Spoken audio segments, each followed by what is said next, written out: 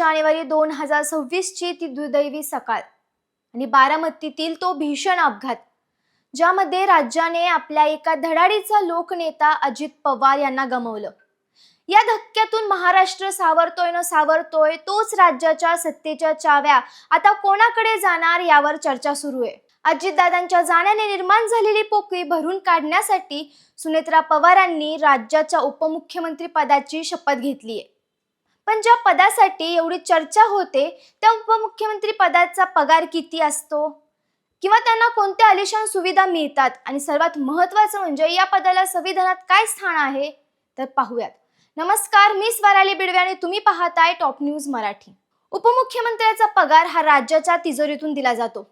साधारणपणे 1.25 लाख ते 1.50 लाख प्रति महिना असतो. तर 55,000 क्षेत्रीय भत्ता आणि 3,000 व त्यापेक्षाही जास्त दैनिक भत्ता दिला जातो.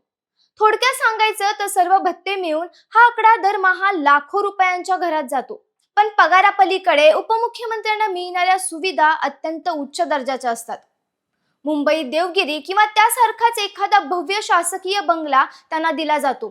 राज्याच्या सुरक्षेची जबाबदारी असलेल्या या नेत्याला Z+ किंवा उच्च दर्जाची पोलीस सुरक्षाही दिली जाते.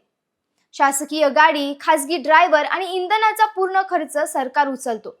तसेच अधिकृत कामासाठी विमान किंवा रेल्वे प्रवास हा विनामूल्य असतो. सर्वात महत्त्वाचं म्हणजे उपमुख्यमंत्री हे पद संविधानिक नाही.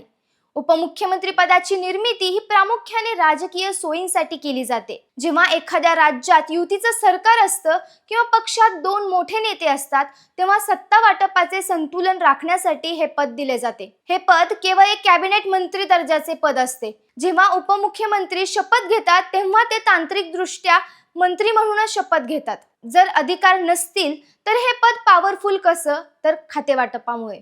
जर उपमुख्यमंत्र्याकडे गृह, वित्त किंवा महसूल यांसारखी महत्त्वाची खाते असतील तर ते त्या खात्याचे सर्वोच्च निर्णय घेऊ शकतात. जरी अंतिम स्वाक्षरीसाठी मुख्यमंत्र्यांची संमती लागत असेल तरी सत्तेचं संतुलन राखण्यासाठी त्यांची भूमिका देखील महत्त्वाची असते. हे आहे महाराष्ट्राच्या उपमुख्यमंत्री पदाचं गणित. तर सुनेत्रा पवार आता या नव्या भूमिकेत राज्याला कोणती दिशा देतात हे पाहणं महत्त्वाचं ठरणार आहे. तुर्तास इथेच थांबूयात. पाहत रहा टॉप न्यूज मराठी. आपला महाराष्ट्र, आपली बातमी.